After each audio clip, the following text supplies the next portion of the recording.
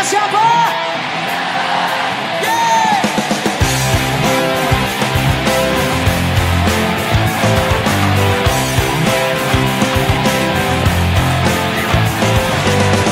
Dari hati yang terdalam mengucapkan terima kasih padamu atas cintamu padaku yang terus menghadirkan rahmat bagiku. Semuanya, siapakah yang terhebat di dalam hidupku? Kan ku serukan kau terhebat, hebat.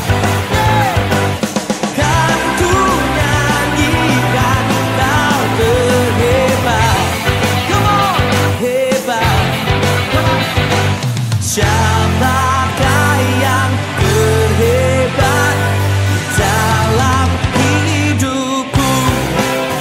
Oh, siapa namanya? Yeah. Kau membuatku tertawa, kau membawaku selalu dekat denganmu.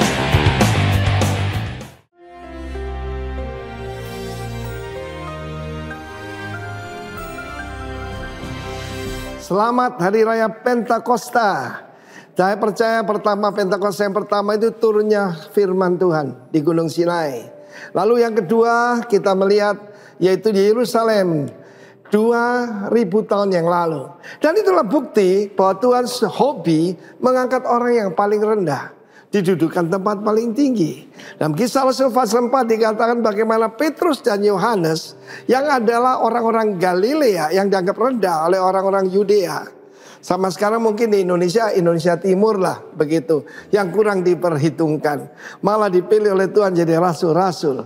Dan pada saat itu kita melihat bagaimana Hanas, Kayafas dan keluarga. Jadi KKN ini, keluarga dari imam besar menghakimi dua hamba Tuhan ini. Yang satu mengangkat diri tinggi, yang satu diangkat oleh Tuhan lebih tinggi lagi.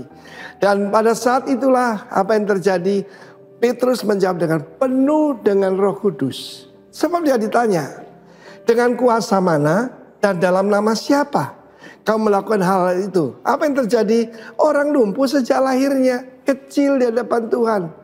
Pada waktu itu ketika orang melihat mereka orang hebat dengan nama Yesus Kristus. Yang kamu salibkan itu, kata Rasul Petrus.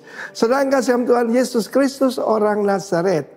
Firman Allah mengatakan bagaimana ada yang bertanya, apa yang baik keluar dari Nazaret? Mungkin saudara berasal dari keluarga sangat sederhana, mungkin berasal dari ujung timur Indonesia, yang mungkin tidak masuk perguruan tinggi. Ada kabar baik buat setiap daripada Anda. Tuhan memakai Petrus dan Yohanes. Ketika mereka lihat keberanian Petrus dan Yohanes yang tidak takut akan manusia, maka firman Tuhan mengatakan mereka baru sadar that they had been with Jesus. Mereka ini bergaul dengan Yesus. Dengan siapa kita bergaul? Tuhan hobi memang.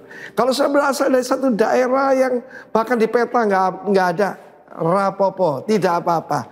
Tuhan sanggup mengangkat kita. Dari Nazaret, Yesus Kristus dari Nazaret. Saya percaya setiap tindakan daripada Allah tidak ada yang kebetulan. Lahirnya di Bethlehem, tinggalnya di Nazaret, itu di daerah Galilea. Dan mujizat-mujizat yang dilakukan Tuhan Yesus lebih banyak di Galilea daripada yang di Yudea. Bahkan dari 12 murid Tuhan Yesus, yang 11 adalah orang Galilea, hanya satu berasal dari Yudea. Disebutkan dari namanya Yudas Iskariot. Iskariot adalah sebuah kota kecil tetapi dari daerah Yudea. Dan justru Tuhan mengangkat rasul-rasul ini, orang-orang sederhana. Memang di Bali di mana kami tinggal, ada Raja Bali pernah bertobat, Anak Agung Panjitisna, yang juga seorang sastrawan.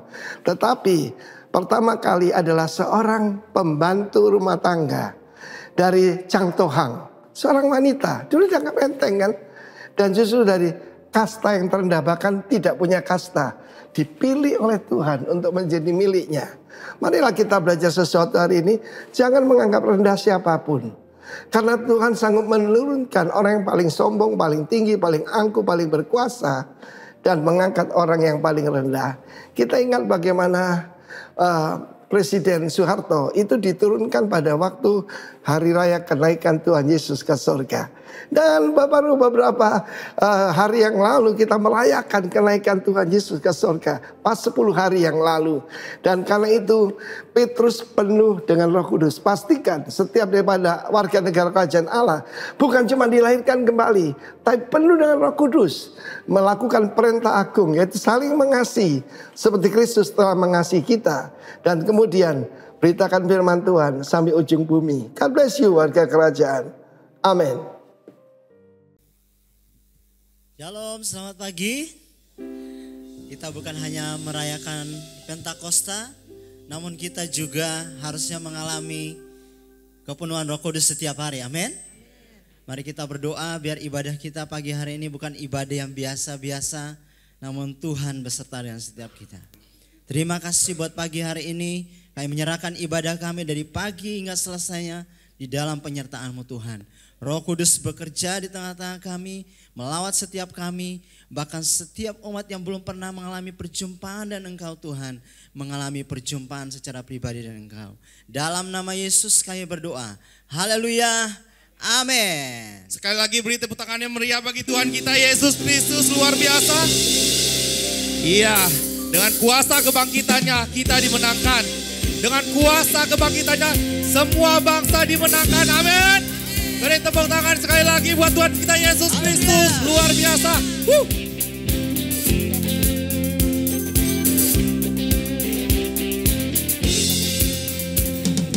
Hai segala bangsa, dengarkanlah, angkat tanganmu, puji Tuhan. Segala kebang tetap berharap, sebab kuasanya tak terbatas. Segala beban, soraklah, haleluya. Ya Allah sumber keajaiban, dimasukkan di segala bangsa. Perbuatannya besar tak terduga, dengan imanku pemenang. Mari tepuk tangan kita di atas kepala. Lebih semangat lagi, amin.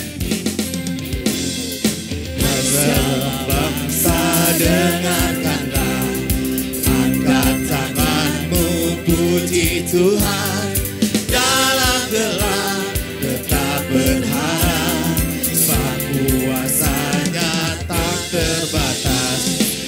Segala bangsa dengarkanlah, angkat tanganmu, puji Tuhan. Dalam gelap tetap berharap, sebab kuasanya tak terbatas. Tanggalkan segala beban, soraklah, haleluya. Ya Allah sumber keajaiban, dimasukkan di segala bangsa. Perbuatannya besar tak terduga, dengan imanku pemenang. Ya Allah sumber keajaiban, yes, dimasukkan di segala bangsa. Perbuatannya besar tak terduga, dengan imanku pemenang.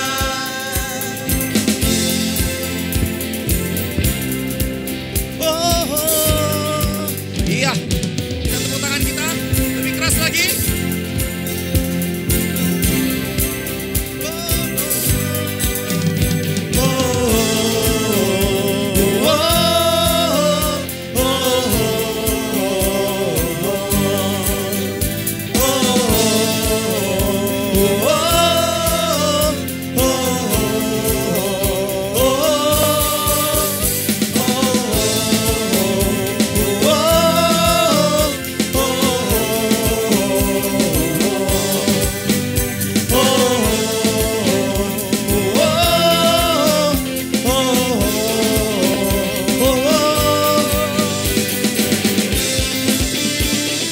Allah sumber keajaiban, dimasyurkan di segala bangsa. Kisah tak terduga, dengan imanku pemenang. Ya Allah sumber Keajaiban, dimasyurkan di segala bangsa. Perbuatannya besar, dengan iman, dengan imanku pemenang. Sekali lagi. Ya Allah sumber keajaiban, dimasyurkan di segala bangsa. Perbuatannya tertata, dengan apa? Dengan imanku pemenang. Ya Allah sumber keajaiban, dimaksudkan di segala bangsa.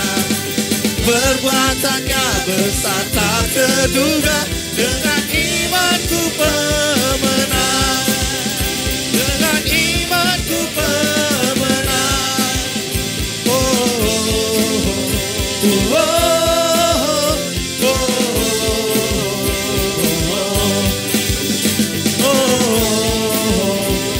oh. Dengan imanku pemenang. Beri tepuk tangan sekali lagi buat Tuhan kita Yesus Kristus. Haleluya. Mari kita berikan sorak-sorai bagi Allah kita, sebab Dia Tuhan, Dialah Raja.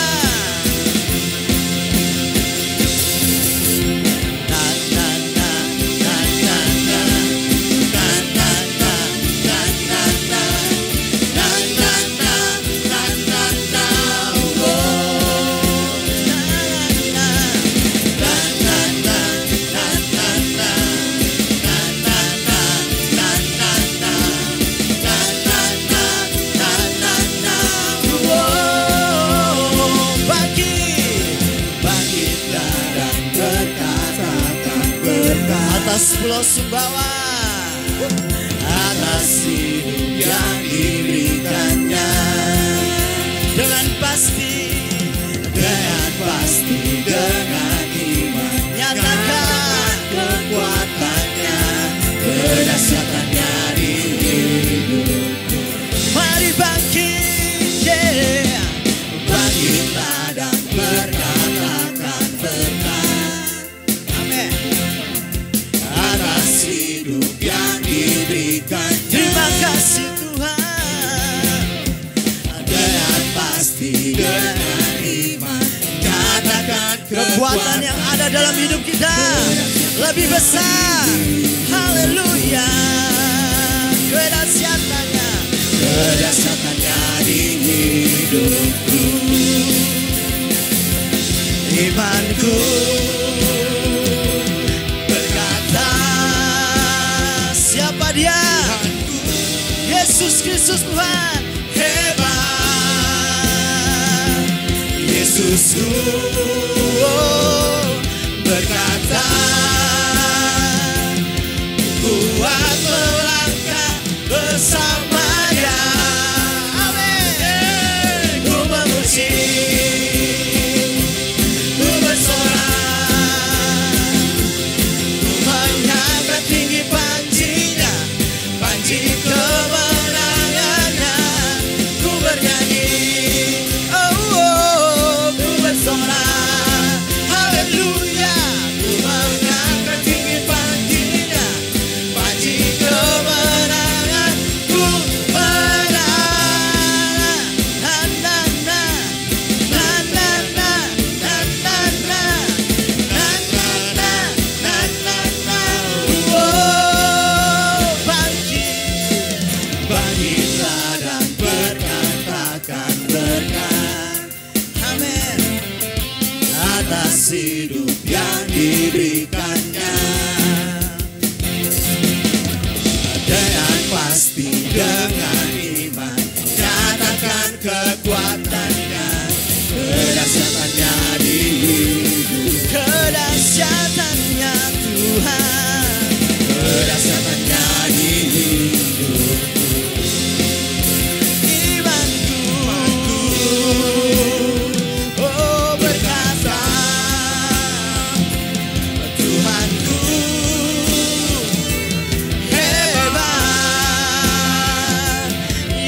Yesusku berkata, kuat melangkah bersama Dia. Bersama Yesus ku memuji,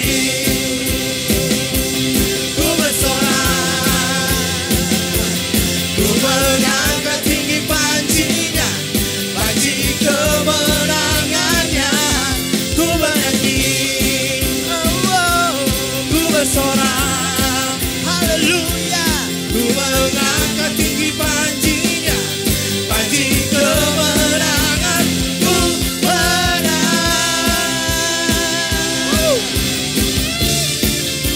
Mari tepuk tangan di atas kepala, sebab Dia Allah yang tinggal dalam hidup kita, memberi kemenangan, memberikan kepastian.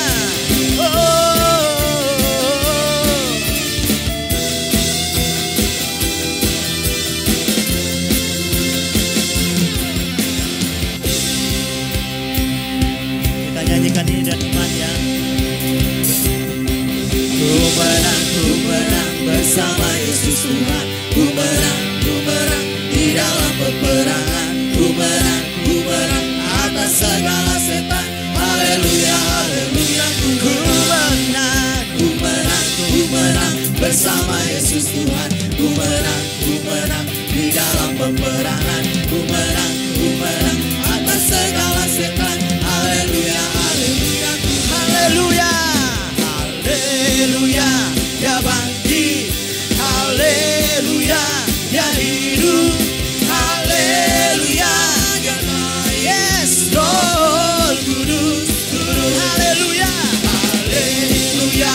Dia bangkit. Haleluya, Dia hidup. Haleluya, Dia naik. Roh Kudus turun. Ku menang bersama Yesus Tuhan. Ku menang di dalam peperangan. Ku menang atas segala setan. Haleluya, haleluya. Ku menang. Imanku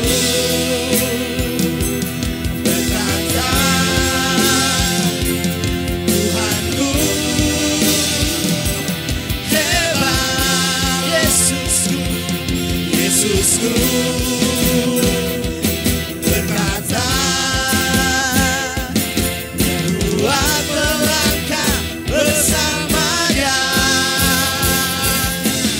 Ku memuji, ku bersorak, ku mengangkat tinggi panjinya, panji kemenangannya. Ku memuji, ku bersorak, haleluya. Ku mengangkat tinggi panjinya, panji kemenangan. Ku menang, ku menang, ku menang. Sama-sama katakan, ku menang. Haleluya. Dan suara-suara bagi Tuhan Allah kita. Terima kasih Tuhan. Buat pagi hari ini, kami ada semua karena anugerah Tuhan.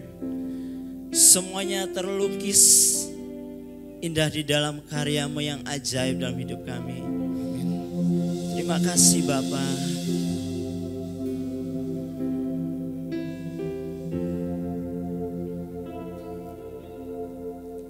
Kaulah penulis hidupku.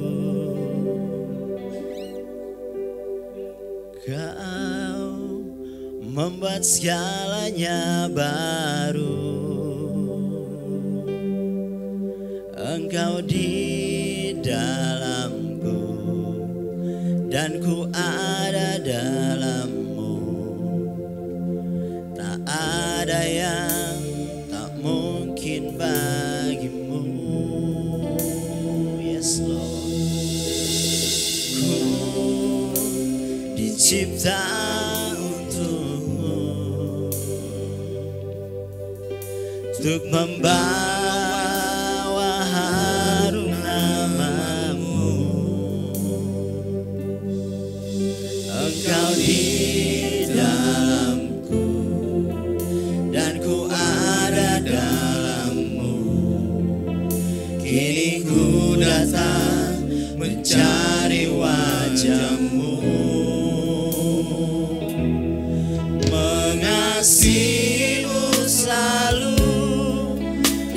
senap hatiku mencintai seluruh perbuatanmu,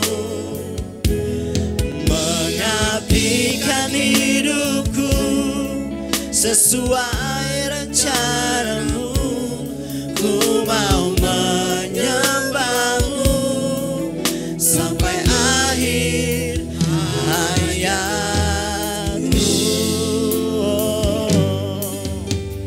Kau memahami hatiku. Terima kasih Bapa. Hanya Kau yang mengertiku selalu. Hanya Kau Tuhan. Engkau di dalamku dan ku ada dalammu. Kini ku datang mencari wajah, hanya wajah-Mu Tuhan. Mengasihimu selalu, yes Tuhan. Dengan segenap hatiku mencintai seluruh perbuatanmu, mengabdikan hidupku sesuai rencanamu. Ku mau menyembahmu sampai akhir hayatku.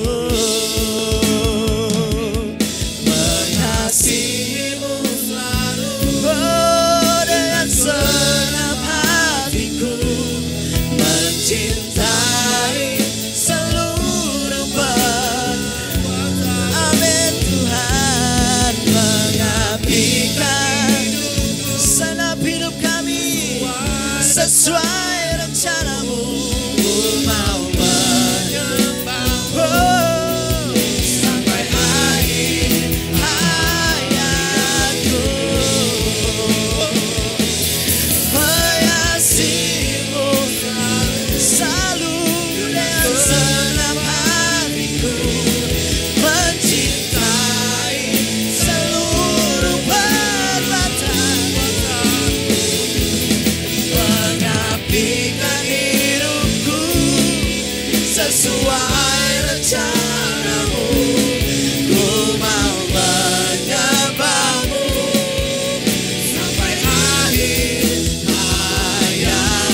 Mari semuanya mengasihi Tuhan, katakan mengasihimu selalu dengan senap hatiku mencintai seluruh perbuatanmu, mengabdikan hidupku sesuai rencanamu.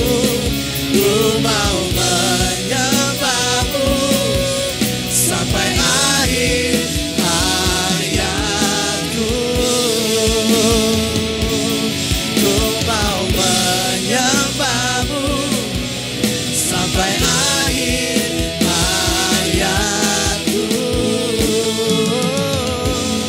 Ku mau menyembahmu sampai akhir hayatku.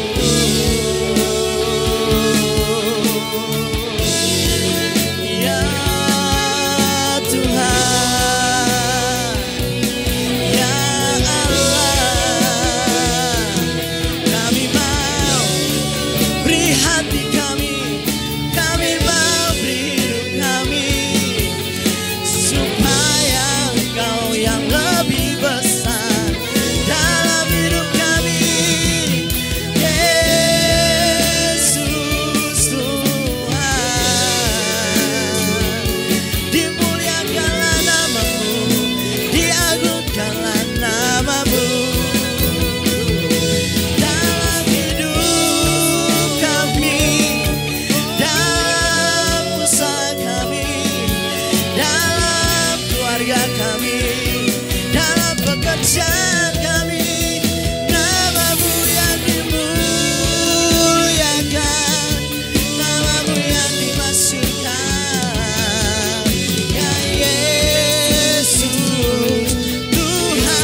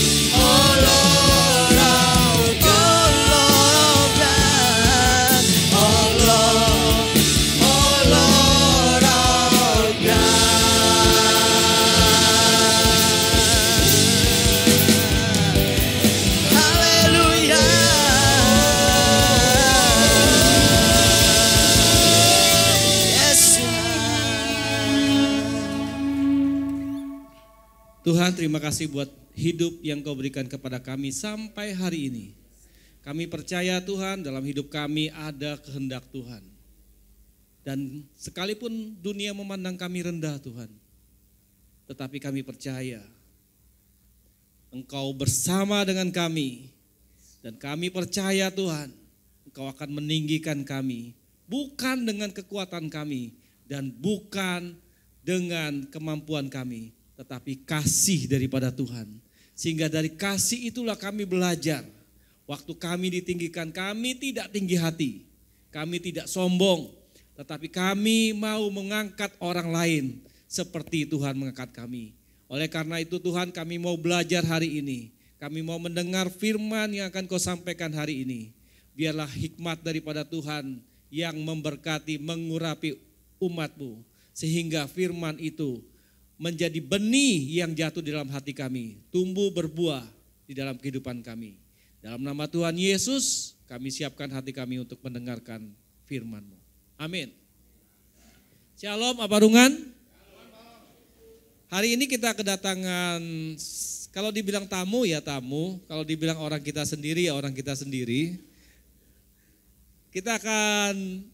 Kali ini kita akan diberkati oleh Ibu Foni yang dari Bali. Beliau banyak berkecimpung di sekolah dan karena beliau sudah pensiun di Tunas Daud, jadi beliau punya waktu yang banyak dan hari ini beliau menyisihkan waktunya untuk memberkati kita semua. Kita sambut Ibu Foni Susanta.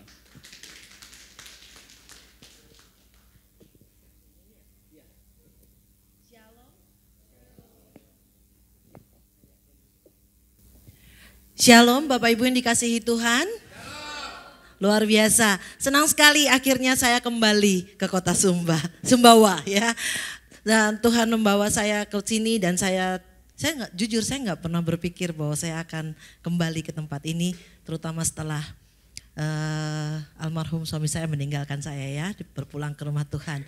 Tapi saya melihat bahwa apa yang tadi seperti dikatakan oleh Kak Tudi juga teman-teman semua yang lainnya, bahwa kita kadang nggak tahu apa yang menjadi rencana Tuhan di dalam kehidupan kita. Amin. Saya pikir itu sudah saya dalam kondisi yang in the bottom of my life gitu ya. Waktu saya kehilangan half of mine gitu kan. Pasti yang suami istri ngerti kan ya gimana itu ya rasanya gitu pada saat itu. Tapi saya percaya bahwa itu adalah sebuah lembar baru yang Tuhan siapkan buat saya. Dan saya harus berjalan dengan sebuah kepastian, karena di dalam Yesus semua pasti. Amin. Ya, dan kalau saudara mau bilang susah, pasti susah. Siapa yang nggak susah gitu ya. Tetapi as a single mom, sekarang saya seorang ibu sendiri ya dengan 3 orang anak. Puji Tuhan, anak saya semua sudah mandiri, mereka sudah bekerja, walaupun ada yang masih kuliah di semester akhir tapi juga sudah bekerja ya. Jadi saya mengucap syukur untuk privilege seperti itu dan saya juga mengucap syukur justru dalam kondisi yang seperti itu kami lebih saling merapatkan diri. Artinya saya dan anak-anak semakin kuat, semakin bondingnya semakin kuat. Kami semakin bersatu, kami semakin terhubung satu dengan yang lain dan kami semakin kuat dan semakin menguatkan satu dengan yang lain ya. Saya percaya itu bukan karena kekuatan dan gagah kita, tapi itu semua karena kemurahan Tuhan. Karena kita punya Allah yang dahsyat. Amin. Saudara nggak amin, saya pun tetap amin yang paling keras ya. Oke. Nah, hari ini kita akan belajar tentang menghargai yang terkecil di antara kita. Ini tema kita untuk bulan Juni. Kita sudah ada tema-tema di dalam 1 tahun ini dan kita akan masuk di dalam menghargai yang terkecil di antara kita. Pada saat saya membaca tema ini, saya sempat berpikir ya bahwa kok jadi saya yang harus membawakan ini ya. Apakah saya memang waktunya kita sharing apa yang Tuhan taruh di dalam kehidupan saya. Karena sekarang seperti yang tadi disampaikan, saya sudah tidak lagi bekerja di sekolah Tunas Daud di Bali, tapi saya mengabdikan diri saya di sekolah Tunas Harapan adalah sekolah gratis Bapak Ibu. Kami ada 4 sekolah gratis di Bali dan 2 di Alor. Jadi tadinya 3, tapi sekarang seizin Tuhan menjadi 2. Dan dengan sekolah gratis ini tentu banyak sekali yang Tuhan bekerja, dan saya melihat banyak mukjizat Tuhan yang terjadi di mana pada saat umat Tuhan berseru-seru kepada Tuhan, Tuhan boten sare, Tuhan tidak tidur. Amin. Amin. Mari kita mulai ya. Ini adalah ayat yang kita pelajari hari ini, yaitu di Matius 25 ayat 40. Dan raja itu menjawab, ini satu ayat, tunggu Bapak Ibu. Kayaknya seru kalau kita baca rame-rame. Ya, oke. Yang belum breakfast pun saya percaya masih lantang ya suaranya ya. Oke, 2, 3. Matius 25 ayat 40. Dan raja itu akan menjawab mereka, aku berkata kepadamu, sesungguhnya segala sesuatu yang kamu lakukan untuk salah seorang dari saudaraku yang paling hina ini, kamu telah melakukannya untuk aku. Saya highlight Bapak Ibu kata saudaraku yang paling hina ini. Karena tadi sesuai dengan topik dan temanya adalah yang terkecil. Jadi saya highlight dengan kata saudaraku yang paling hina ini. Yuk kita belajar sama-sama. Apa yang dikatakan Yesus, apa yang Alkitab tulis tentang saudaraku yang paling hina ini. Kita mau lihat ya. Siapakah mereka? Siapa yang dimaksud dengan yang paling hina? Ya, kalau saudara, siapa yang sering baca Alkitab lewat aplikasi Sabda yang ada di googling lah saudara gitu ya. Ada yang suka membaca lewat sana? Lah kok saya aja ya kayaknya ya yang suka ya. Oh ada ibu di belakang, oh 2, 3, oh thank you, ternyata aku nggak sendiri, Pak Oscar, yes. Ya, mungkin bisa berbagi ya Pak Oscar ya. Kalau kita baca di situ, kita akan selalu melihat ada huruf kecil, ada angka-angka, betul ya. Dan kita selalu dibikin, kalau kemarin Bu Yulia bilang penasaran deh, to press the button gitu ya. Kalau saya jadi penasaran deh, to click the numbers gitu kan. Jadi saya kepingin tahu, diklik nomor-nomornya itu apa sih sebenarnya ada di dalam nomor-nomor itu gitu ya. Ternyata saya menemukan kata elas istos. Yang paling hina itu artinya seperti itu. Paling kecil, perkara-perkara yang kecil, amat kecil, rendah. Perkara yang mungkin orang pikir pokoknya serba minim. Resource-nya serba terbatas. Seperti itu. Ya, jadi gambaran yang paling hina ini adalah sesuatu yang kurang. Sesuatu yang defisit. Sesuatu yang gak cukup. Ini adalah gambaran dari yang paling hina. Tapi kita mau tahu lebih jauh. Sebenarnya di dalam Alkitab itu kategori yang dibilang hina ini apa gitu. Ya, mungkin kalau bahasa Indonesia kata hina kita udah konotasinya lebih kepada negatif ya. Mungkin ya. Tapi sebenarnya tidak seperti itu ya. Ada hal-hal yang saya sendiri setelah menyelidiki dan membacanya itu saya juga menemukan sesuatu yang luar biasa di dalamnya. Jadi di dalam perjanjian lama khususnya Bapak Ibu kalau belajar perjanjian lama itu banyak banget ya ayat-ayat tuh yang berbicara tentang sesuatu yang kurang, sesuatu yang sedikit, sesuatu yang miskin, sesuatu yang hampir dikatakan memang gak cukup gitu ya. Nah di dalam perjanjian lama itu ada 3 klasifikasi yang dimaksud dengan yang hina atau orang miskin atau yang tidak cukup ini. Yang pertama, kategori pertama adalah menunjukkan orang yang kekurangan materi. Ini saya rasa saya nggak perlu menjelaskan panjang lebar karena semua tahu dan mungkin juga saya pernah mengalami yang namanya kekurangan materi. Ya, saya juga pernah mengalami itu waktu itu sempat saudara ya mau sekolahin anak bingung terus ya berdua sama suami ini mau dibayar pakai apa gitu ya karena anak saya memilih untuk bersekolah tidak di Indonesia gitu ya Bapak Ibu ya. Dia memilih untuk bersekolah di luar sehingga aduh ini gembala saudara ini sungguh luar biasa ya pelayanannya benar-benar top deh. Kalau ada 4 jempol saya angkat 4-4-nya ya. Nah itu saudara lihat ya saya sempat dengan suami saya berpandang-pandangan kita bilang anak saya pun sempat nanya Mam saya jadinya sekolah di mana? Waktu dia menanya seperti itu saya jujur saya nangis ya saudara.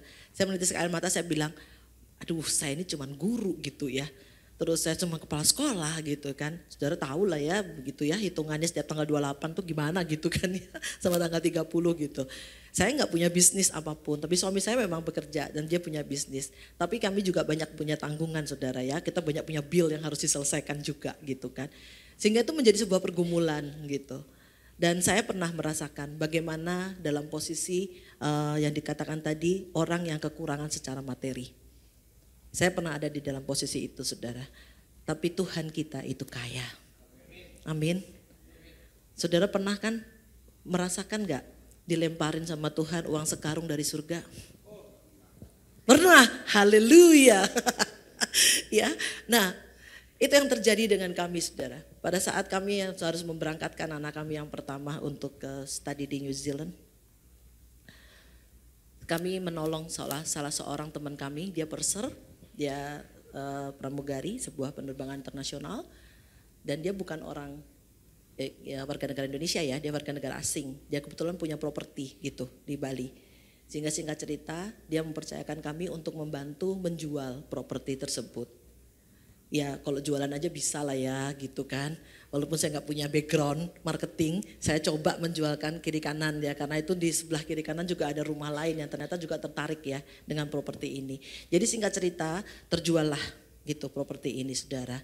Pada saat kami harus mentransfer uang itu dan dia berkata, the half is yours. Saudara tahu, separuh dari hasil penjualan itu adalah milik kami. Penjualan rumah. Saudara rasanya dikirim uang sekarung dari surga. Ditimpuk dengan uang sekarung dari surga tuh gimana rasanya saudara? Plek gitu ya. Dan itu cukup jumlahnya untuk menyekolahkan anak saya 2 tahun di New Zealand. Saya cuma lihat betapa bertanggung jawabnya Tuhan kita. Amin.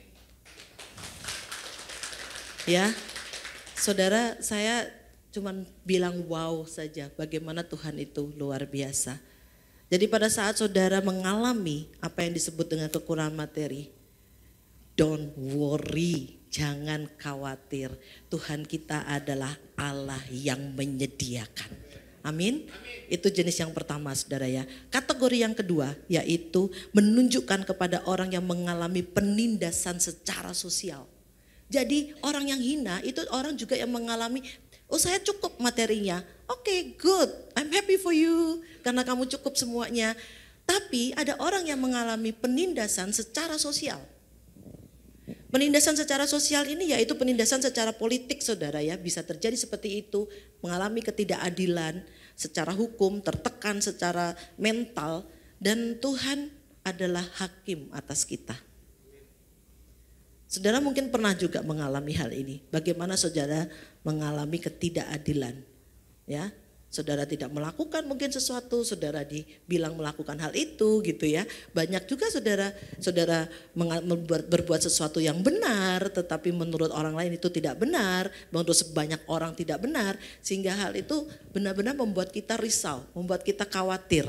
Karena kita terjepit dalam sebuah kondisi di mana sebenarnya itu adalah sebuah kebenaran yang tidak bisa diungkapkan pada saat itu. Saudara jangan khawatir, Tuhan kita itu adalah hakim di atas kita. Kebenaran atau kebenaran saudara hanya tunggu waktunya saja untuk diterbitkan. Karena waktu Tuhan gak sama dengan waktu kita. Pada saat kita bilang, aku gak ngelakuin ini kok. Tapi Tuhan bilang mungkin belum waktunya. Ya, belum waktunya. Saya mengalami juga hal-hal seperti ini saudara. Rasanya tuh sakit sekali saudara di sini ya. Sakit banget gitu ya. Dada tuh sesek kalau boleh meledak gitu saudara. Tapi saya lihat bahwa kita punya batu karang yang teguh di mana kita boleh nangis, kita boleh meratap, kita boleh peluk di situ. Karena Tuhan kita itu Allah yang dahsyat. Amin. Dan yang ketiga, kategori yang ketiga yaitu yang Sefanya 3 ayat 12 mengatakan ya, menunjukkan kepada orang-orang yang miskin secara rohani atau berarti dalam posisi berdosa. Bayangin saudara, kata hina hanya satu kalimat pendek itu memiliki 3 kategori di dalam Alkitab. Secara materi, secara sosial dan mental, dan juga dalam kondisi berdosa. Jadi siapa sih sebenarnya yang hina itu, saudara? Mungkin dengan kategori ini, 3 ini, kita mulai tahu siapa orang itu. Saya, kita semua. Kita ada di dalam posisi itu semua. Kalau bukan karena Yesus yang memberikan hidupnya bagi kita ada di posisi itu. Benar? Yes, luar biasa ya Allah kita ya. Nah, saudara, kalau ngomong hina, mari kita lihat kembali rujuk. Kita baca ayat-ayat sebelumnya. Kalau di Matius 25 ayat 35 mengatakan, sebab ketika aku lapar engkau memberi aku makan. Ketika aku haus engkau memberi aku minum. Ketika aku seorang asing engkau memberi aku tumpangan. Ketika aku telanjang engkau memberi aku pakaian. Ketika aku sakit kamu melawat aku, dan ketika aku di dalam penjara engkau mengunjungi aku. Ini hal kontekstual yang paling basic, yang paling sederhana, yang bisa kita lakukan kepada saudara-saudara kita. Benar? Siapa di antara kita di tempat ini yang gak bisa melakukan ini? Gak ada. Saudara bisa pergi ke penjara untuk mengunjungi? Bisa. Tinggal naik motor saudara nyampe. Ya. Saya pernah saudara diajak kepada pelayanan di penjara ya. Dan saya memang tidak terbiasa ya saudara untuk melayani di penjara. Ternyata protapnya cukup panjang ya. Saya gak ngerti itu gitu ya. Jadi waduh, harus lapor dulu. Saya pikir enak aja gitu ya masuknya. Ternyata gak seenak itu, gak semudah itu. Ya, jadi saya lebih mengapresiasi sekarang teman-teman yang pelayanan penjara. Karena saya ternyata panjang juga ya ininya. Dan sampai di sana pun saya jujur ya, waktu saya pelayanan penjara saya gak ngerti saudara. Saya mau ngapain gitu. Di situ saya duduk, saya dengerin puji-pujian, ikut ibadah di sana. Saya benar-benar gak ngerti saya mau ngapain. Saya mau ngapain di situ. Sampai suatu saat, pada saat diizinkan untuk mendoakan, saya bertemu dengan beberapa wanita muda di tempat itu. Dan Tuhan izinkan saya mendoakan mereka. Saya nggak tahu bagaimana kabarnya mereka sampai hari ini saudara. Bagaimana kondisinya saya nggak tahu. Tapi yang pasti saya sudah melakukan tugas saya, yaitu saya mendoakan mereka. Selebihnya ya Tuhan yang taruh ya. Saudara kalau ngomong kasih makan, kasih minum, saya percaya saudara semua di tempat ini sudah melakukan dengan luar biasa. Buat saya orang Kristen kalau di Matius 3 ayat 35 dan 36 ini jagonya kalau menurut saya. Paling sering bikin baksos, bagi-bagi sembako, ya perhatian banget menunjukkan kasihnya dengan cara seperti itu. Ya, jadi ini hal yang udah biasa kita lakukan. Tapi saudara, saya mau bilang di Israel itu ada sebuah tradisi yang disebut dengan Hari Raya Purim. Apa itu Hari Raya Purim? Hari Raya Purim adalah hari raya di mana orang-orang Israel itu memperingati bahwa mereka mengalami pembebasan, pelepasan dari Haman. Saudara tahu siapa Haman? Di kitab Esther, ya. Haman adalah seorang yang mempunyai rencana yang jahat terhadap bangsa Israel, di mana dia ingin memusnahkan semua orang Israel dengan cara yang licik, dengan politiknya yang licin. Tapi apapun yang direka-rekakan tidak sesuai dengan rencana Tuhan, Tuhan akan balikkan menjadi sebuah kebaikan. Bukankah kita mengalaminya juga? Pada saat orang mereka-reka sesuatu yang jahat kepada kita, Tuhan pegang kendali dan membalikkan itu menjadi berkat buat kita. Jadi sebenarnya, tapi yang saya mau sampaikan saudara, di hari raya Purim ini, mereka orang Israel itu bukan saja bersuka cita dan mengingat bagaimana mereka diluputkan dari kekejian Haman. Tetapi mereka juga merayakannya dengan pesta dan makan. Maka simbolnya adalah kue kalau hari raya Purim. Kuenya itu segitiga yang dibolak-balik seperti itu. Jadi mirip-mirip dengan bintang Daud ya saudara. Simbol benderanya Israel. Saudara lihat itu ya. Dan rasanya manis. Kenapa rasanya manis? Semua kalau di sana tuh ada filosofinya ya saudara ya. Gak ada yang cuman hanya sekedar karena dibuat gitu ya. Tapi semua selalu mengandung filosofi di belakangnya. Kenapa manis? Karena mereka merayakan sesuatu yang baik. Sesuatu yang penuh sukacita. Sesuatu yang harus dikenang. Dan pada hari raya Purim itu mereka membagi-bagikan makanan dan minuman untuk orang-orang miskin. Itu yang dilakukan di bangsa Israel. Jadi banyak sekali ya tradisi-tradisi baik yang bisa kita pelajari di sana. Di mana kita memang sudah dari DNA-nya kita itu diajarin untuk melakukan hal-hal yang baik seperti itu. DNA kita nggak sama dengan DNA lain saudara ya. Jadi genetik yang ada di dalam diri orang Kristen itu ada genetik yang baik. Amin? Nah sekarang saya mau tanya, kenapa kita harus peduli sebenarnya dengan yang disebut yang kecil ini? Kenapa kita harus peduli? Tadi kita udah tahu banyak ayatnya ya. Kenapa kita harus peduli? Pertama, karena itu perintah Tuhan untuk memelihara orang-orang yang membutuhkan. Tuhan kasih kita instruksi loh. Kalau sudah instruksi berarti harus dikerjakan saudara. Kedua, ada sistem penyediaan pengorbanan. Yang ketiga adalah seruan kenabian untuk keadilan. Saya mau coba menjelaskan satu persatu ya, sebisa saya saudara ya. Nanti kalau saya kurang penjelasan saya juga karena waktu dan sebagainya, saudara saya encourage untuk saudara kan pembelajar dewasa ya, dan pembelajar hayati ya, artinya belajar yang terus menerus sepanjang hidup ya. Jadi kadang saudara nggak bisa percaya begitu saja dengan siapa yang berdiri di sini saudara ya. Jadi saudara harus juga menggali sendiri, saudara harus cari sendiri kebenarannya, saudara harus belajar. Pada saat saudara belajar, mencari kebenarannya, saudara akan tenggelam di dalam kebenaran. Saudara akan asik sekali menemukan itu ya, membaca itu ya saudara ya. Saudara akan menemukan wow, saudara akan banyak sekali di dalamnya menemukan momen aha gitu ya. Ada momen aha ya, kalau kita pada saat belajar firman Tuhan selalu ada momen aha gitu kan. Wow, aha, wah Tuhan kita luar biasa ya. Nah itu kalau ya itu saya, tapi saya nggak tahu saudara gimana ya, gitu ya, itu yang terjadi ya. Yuk kita pelajari sama-sama ya, mulai dari yang pertama, perintah Tuhan untuk memelihara orang yang membutuhkan. Di perjanjian lama berulang kali membahas tentang kepedulian terhadap orang miskin. Banyak sekali ayatnya saudara ya. Kemudian kepada yatim piatu, juga kepada janda-janda dan kepada orang asing. Tujuannya apa sebenarnya? Di perjanjian lama itu diajarkan untuk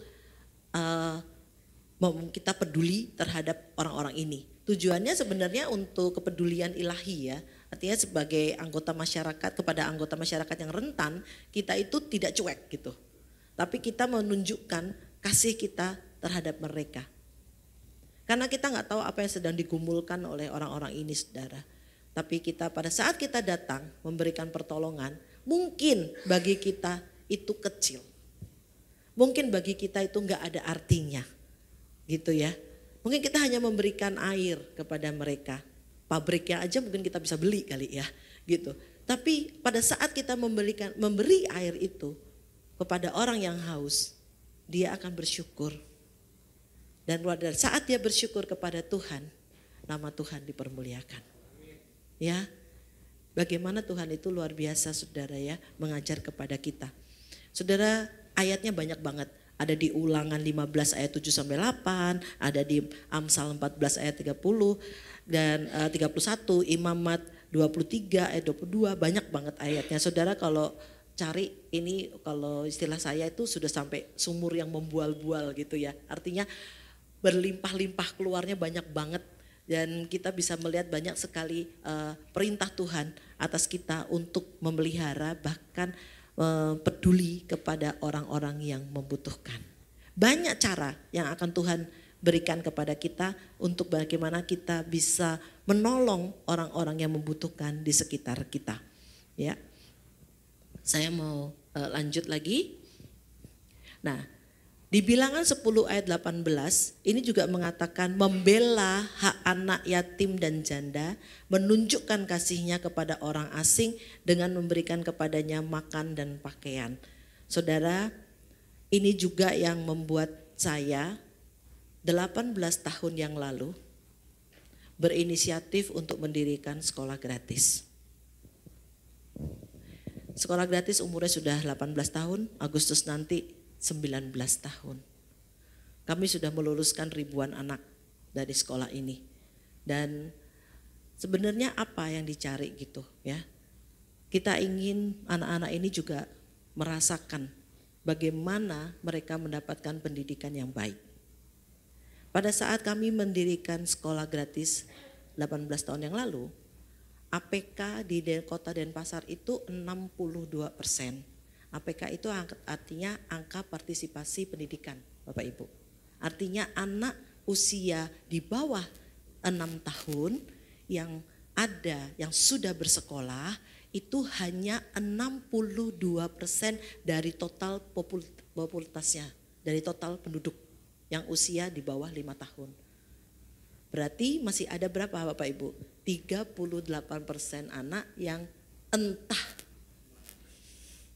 entah di mana tidak pernah mengecap pendidikan anak usia dini, pendidikan TK.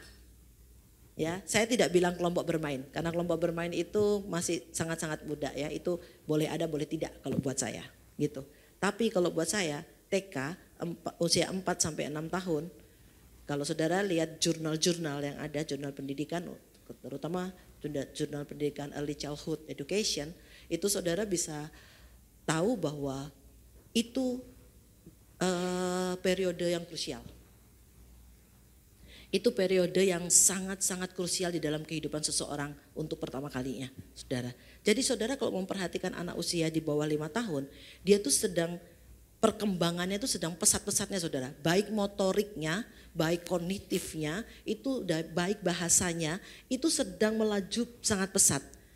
Apa yang terjadi bila golden period ini saudara tidak memberikan yang seharusnya, stimulasi yang seharusnya? Saudara akan kehilangan generasi. Benar nggak? Oke? Jadi saudara, kalau kita mau memperbaiki bangsa ini, kita mau memperbaiki generasi ini, saudara mesti betul-betul lihat ya, di sektor mana saudara bisa bergerak dengan tepat. Itu juga yang mendorong saya kenapa saya mendedikasikan diri saya ada di pendidikan anak usia dini. Saya juga dosen ya Bapak Ibu, tapi saya care dengan anak usia dini. Karena apa? Saya melihat ada golden period, orang yang membutuhkan. Angka partisipasinya masih rendah, artinya banyak anak-anak yang tidak bersekolah. Kenapa? Gak ada duit. Mindset orang tuanya gak berkembang. Dia bilang, ntar aja Bu, wajib belajar tuh SD. Langsung nyemplung SD aja. Kelihatannya ya benar. Kelihatannya baik tapi belum tentu benar. Karena apa? Pada saat dia tidak pernah di TK, maka dia gak punya fondasi yang kuat untuk di SD. Sehingga di SD dia bakalan cepet kalau boleh keluar dia drop out itu di SD. Kebayang ya anak drop out di SD kayak apa rasanya. Terus saudara berdoa kan, Tuhan minta dong generasi yang tangguh untuk Indonesia. Indonesia maju, Indonesia sejarah, Indonesia generasi unggul, manusia yang unggul di Indonesia. Lah kita hanya bertalu-talu tanpa kita melakukan sesuatu saudara. Nah itu juga yang membuat saya memberikan diri saya untuk ada di sekolah gratis. Saya berjuang untuk anak-anak yang seperti itu. Ya saudara, yang hampir gak punya kesempatan untuk masuk dan menikmati TK. Sehingga kami memiliki prinsip bersama teman-teman. Apabila anak itu bersama dengan kami 2 tahun atau 1 tahun saja, maka itu adalah 1 tahun yang paling berkesan seumur hidup mereka. Kami memiliki prinsip seperti itu. Jadi kalau melayani mesti kudu totalitas. Oke? Karena kita mengasihi jiwa.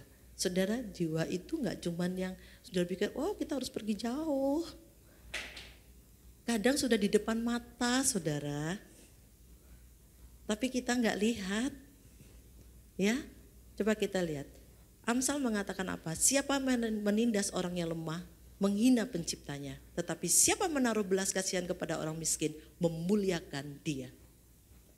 Saudara menaruh saja belas kasihan kepada orang-orang yang dikatakan tadi yang hina dalam tanda kutip dengan 3 kategorinya. Saudara memuliakan Tuhan. Termasuk orang-orang yang mengalami siksaan secara sosial, orang-orang yang berdosa, orang-orang yang merasa yang tidak bisa move on dari masa lalunya. Saudara nolong mereka untuk keluar dari masa lalu, saudara beresin, berdamai dengan masa lalu, hidup dengan lembaran yang baru di dalam Kristus. Saudara sedang memuliakan Tuhan. Amin. Luar biasa ya Tuhan kita itu saudara. Nah, kedua, sistem penyediaan pengorbanan. Ini struktur sosial pengorbanan Israel kuno. Kalau saudara baca, di sana itu mereka memadukan ya antara kemurahan hati dan kepada orang-orang yang membutuhkan. Kalau dihukum seperti itu ya, mereka itu menempatkan bahwa kaum yang terpinggir atau kaum yang kurang itu sebagai orang yang menerima dari belas kasihan. Praktis langsung gitu ya. Kemudian menggambarkan kepedulian yang kemudian diwujudkan oleh Yesus. Tuhan Yesus sendiri kalau enggak peduli, enggak ada belas kasihan. Dan Bapa tidak ada belas kasihan kepada kita. Tidak mengirim anaknya yang tunggal untuk kita. Karena dia tahu dan dia sangat mengasihi kita. Bapa rela mengirim Yesus anaknya yang tunggal untuk kita. Suatu yang luar biasa ya. Nah, kalau di zaman Israel, saudara baca Imamat. Kalau saudara baca Imamat itu sudah bisa membayangkan ya bagaimana tradisi Israel kuno. Itu ada semua di kitab Imamat. Itu ada 2 macam. Jadi orang kalau bawa persembahan, kalau zaman dulu tuh kan kita bawa persembahan ke bait Allah dalam bentuk korban hewan-hewan ya saudara ya. Tapi kalau sekarang puji Tuhan, Tuhan Yesus sudah mati buat kita sudah enggak perlu itu lagi. Saya enggak kebayang ya, Kotudi kalau ke sini bawa kambing. Kotudi suruh beleh gitu di sini gitu kan. Kayak apa, ini kan imamnya gitu kan. Kan kayak apa ya di sini gitu. Ya, tapi kita lihat kita sudah hidup dalam lembaran yang baru ya. Jadi yang pertama itu ada orang-orang yang awam yang datang membawa persembahan, kurban. Dia berpartisipasi di dalam kegiatan upacara kurban itu. Yang kedua harus ada imam, ya kan? Jadi ada umat, ada imam. Jadi ada 2. Jadi ada 2 ya di dalam halaman bait Allah itu saudara ya. Tapi sebenarnya yang ingin saya sampaikan itu macam-macam ya, korbannya itu macam-macam saudara yang dikatakan. Tapi saya fokus pagi hari ini kepada korban yang dimana korban itu sendiri, arti kata korban itu sendiri yaitu membawa, mendekat kepada Tuhan. Jadi saudara kalau hari Minggu pun saudara ke gereja, saudara bilang aku membawa korban. Siapa korban yang saudara bawa? Diri saudara sendiri harusnya untuk mendekat kepada Tuhan. Amin. Saudara enggak bawa kurban yang lain saudara. Saya sudah bilang jangan bawa kambing ke sini. Ya, saudara bawa diri saudara sendiri. Jadi salah satu korban yaitu korban penghapus dosa. Karena kita mau dekat, waktu itu umat yang merasa bersalah, dia merasa berdosa, dia mau membuat pelanggaran, maka dia membawa kurban, diberikan kepada imam, dia ngakuin apa yang dia lakukan dan imam mempersembahkan korbannya sebagai penghapus dosa. Jadi manusia membawa kurban itu untuk mendekatkan diri kepada Tuhan. Mengapa peduli terhadap yang lemah? Karena mereka dapat membawa kurban untuk mendekatkan diri mereka kepada Tuhan. Dan Allah Bapa sendiri sudah menunjukkan kemurahannya bagi kita dengan merelakan Yesus sebagai penyelamat manusia. Itu luar biasa banget saudara. Kalau kita belajar seperti ini ya. Banyak hal sebenarnya yang bisa kita pelajari. Dalam konteks sehari-hari saudara, kita coba lihat di Imamat 19 ayat 9. Pada waktu kamu menuai hasil tanahmu, janganlah kau sabit ladangmu habis-habis sampai tepi-tepinya. Dan janganlah kau pungut apa yang ketinggalan dari penuaianmu. Juga sisa buah anggurmu janganlah kau petik untuk kedua kalinya. Dan buah yang berjatuhan di kebun anggurmu jangan kau pungut. Tetapi semuanya itu harus kau tinggalkan bagi orang miskin dan bagi orang asing. Akulah Tuhan Allahmu. Saudara bisa lihat dalam konteks Rut, Naomi, dan Boas. Rut, Naomi, dan Boas ini gambaran tentang Yesus loh saudara. Boas itu gambaran tentang Yesus ya. Bagaimana Rut itu gambaran kita, mempelai wanita Kristus.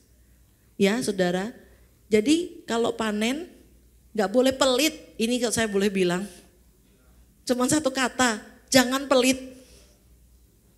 Yo, ini kan kebun-kebunku sendiri dong. Boleh dong, kalau saya panen habis-habisan, saya jual semua. Ini punya saya loh, properti saya loh. Saya yang punya kok. Iya gak ada yang ngelarang sih saudara. Tetapi firman Tuhan bilang bermurah hatilah kepada orang lain.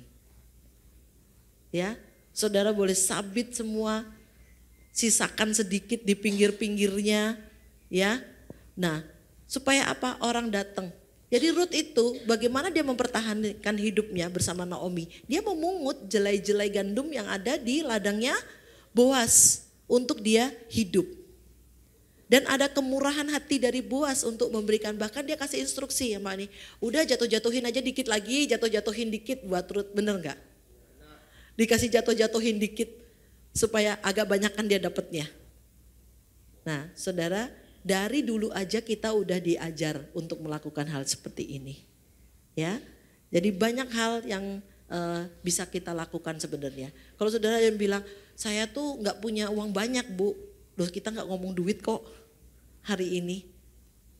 Ya, apa yang saudara miliki, saudara bisa share, saudara bisa bagikan. Ya, banyak hal yang kita bisa lakukan. Nah, yang ketiga, seruan kenabian untuk keadilan. Jadi para nabi seperti Yesaya, Yeremia, Amos itu mengutuki ketidakadilan dan sosial tentunya ya. Kalau saudara baca kitab-kitab ini, nabi-nabi ini, saudara bisa tahu gitu apa yang terjadi ya. Yang mereka benar-benar concern tuh yaitu tentang pertobatan sebenarnya di dalamnya. Dan menyerukan umat Allah untuk menegakkan hak-hak kaum tertindas. Jadi fokusnya adalah kepada belas kasihan terhadap mereka yang kurang beruntung. Ini ya saudara ya. Tapi sejujurnya saudara, saya boleh sedikit bersaksi ya saudara ya dalam hal ini ya. Kadang kita pikir gini, Bu mesti hati-hati ya. Kadang kita udah maksudnya baik, tapi kita dijadiin ATM. Pernah gak saudara ngalamin itu? Saya pernah loh saudara. Ya kan, maksud kita baik ya. Tapi akhirnya kita jadi ATM gitu. Didatengin terus gitu saudara ya. Kau tuh baik, ntar kalau ada apa-apa gue sama kau tuh dia aja gitu. Minta tolongnya, pasti ditolongin gitu ya. Oh Bu Yulia baik loh, nanti kalau aku ada apa-apa aku datang ke Bu Yulia pastilah ditolongin. Oh Pak Tony itu baik loh, nanti kurang apa dikit-dikit udahlah. Pak Stel itu ya wajah-wajah melo mood gitu ya. Mood on, wajah melo dikit gitu ya.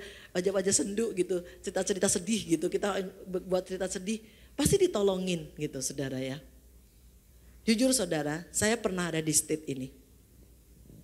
Di mana saya udah istilahnya bener-bener saya nolong gitu ya. Terus kenapa nih orang datang terus ya? Gitu kan, saya capek lah gitu. Saya masih manusia saudara ya, masih daging gini gitu. Jadi saya juga terus terang sebel gitu ya, sebel banget. Sampai yang gini, enggak pokok ini terakhir. Begitu saudara ya, saya udah bertekad gitu ya, pokoknya ini yang terakhir, sudah saya nggak mau lagi gitu ya. Dan karena saya tadi cerita ya, saya nggak ada suami lagi ya, saya ada anak-anak, saya cerita ke anak-anak saya kan, ini gini, anak saya bilang, oke, boleh mam, but gitu kan, anak saya ada tetapi gitu kan, make sure dia harus pakai dengan benar, make sure. Dia gak datang lagi, wah gimana itu caranya gitu ya. Saudara sampai kayak gitu. Nah jujur saudara, saya tuh juga sampai yang ngomongnya dari halus halus. Sampai akhirnya ngomongnya udah gak halus banget gitu ya. Udah ngejeplak gitu ngomongnya ya. Udah gak bisa lagi gitu. Karena udah sebel juga, sebenarnya hati saya sebel ya. Saya ya ngomong lah saudara ya, apa yang sudah saya alami ya. Saya nggak malu gitu, ya, saya harus bertobat juga sebenarnya gitu kan. Nah singkat cerita, setiap hari Kamis tuh saya ikut Motherwise saudara ya. Kami ada kelas Motherwise untuk ibu wanita. Jadi setiap hari Kamis saya mendampingi. Sebenarnya saya sudah lulus 11 tahun yang lalu gitu. Tapi saya ikut terus setiap tahun karena saya renew terus karena saya dampingi ya para ibu-ibu. Nanti kalau di sini ada yang mau gabung dengan kami boleh ya, karena itu pakai Zoom, jadi online. Nah, terus satu hari teman saya yang sharing firman Tuhannya, dia ngomong gitu loh tentang ini. Tentang bagaimana harus bermurah hati kepada orang yang membutuhkan. Aduh saya kayak ditemplak ya saudara ya, waktu dia ngomong kayak gitu. Saya kayak didues gitu kan muka saya. Terus Tuhan yang kayak ngomong gini, kamu ya baru dimintain segitu aja udah capek. Bagaimana dengan saya gitu loh. Apa yang Tuhan Yesus lakukan? Saudara tanpa sadar saya nangis loh. Di depan Zoom tuh saya nangis cuman saya bilang, Tuhan saya udah keterlaluan ya. Saya bilang, keterlaluan mungkin pakai banget lagi gue gitu kan. Jadi setelah itu saudara, datang lagi dong ya gitu kan. Datang lagi, tapi saya udah gini, oke, ya udahlah gitu kan. Saya memberikan, walaupun saya tahu ya Tuhan aku udah salah ya kemarin deh, minta ampun. Saya memberikan pada dia saudara. Dan saudara tahu setelah itu dia gak datang-datang lagi. Rupanya dia bertobat dan saya juga bertobat saudara ya. Kita selesaikan secara kekristenan. Ya, jadi karena pada saat saya bertobat, dia pun bertobat saudara ya. Tanpa lagi harus dikasih tahu. Ya kan enak dong penyelesaiannya kayak gitu. Ya kan? Gak perlu pakai dongkol dan marah-marah lagi kan. Semua udah diatur sama Tuhan gitu. Jadi itu buat saya tuh benar-benar luar biasa ya. Caranya Tuhan itu kadang gak terselami saudara. Gak tahu kita apa yang Tuhan mau kerjakan gitu ya. Dan kita bisa lihat di Yesaya, belajarlah berbuat baik, usahakanlah keadilan, kendalikanlah orang jahat. Wow, belalah hak anak-anak yatim, berjuangkanlah perkara-perkara janda. Ini yang Tuhan mau supaya kita itu care, kita peduli dengan orang lain. Tapi bagaimana saudara bisa tahu ini saudara? Semuanya saudara harus peka. Kalau kita nggak peka ya buat kita itu sudah biasa aja gitu. Sudah setiap hari lewat di beranda kita gitu ya istilahnya. Jadi kita udah nggak lagi terganggu dan nggak lagi punya hati yang tergelitik untuk melakukan sesuatu gitu. Di dalam perjanjian baru kita kenapa harus peduli kepada orang-orang yang dikatakan hina tadi? Karena satu ajaran Yesus itu di Lukas 4 ayat 18. Nah mari kita lihat sama-sama saudara ya. Lukas 4 ayat 18. Oh, kenapa macet ya?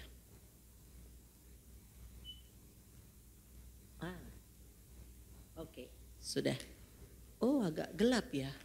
Saya salah background berarti di PPT-nya. Ya.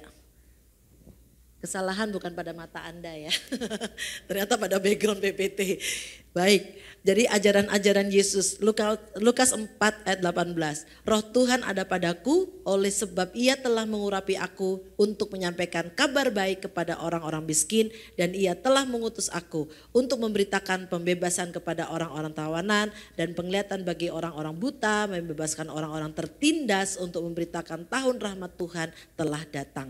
Artinya ini apa saudara? Ini holistik loh, seluruhnya saudara. Baik itu fisik, baik itu jasmani, baik itu rohani, itu ada di dalam kedua ayat ini. Jadi kita diminta oleh Tuhan untuk memperhatikan orang-orang baik yang kekurangan secara fisik maupun secara rohani.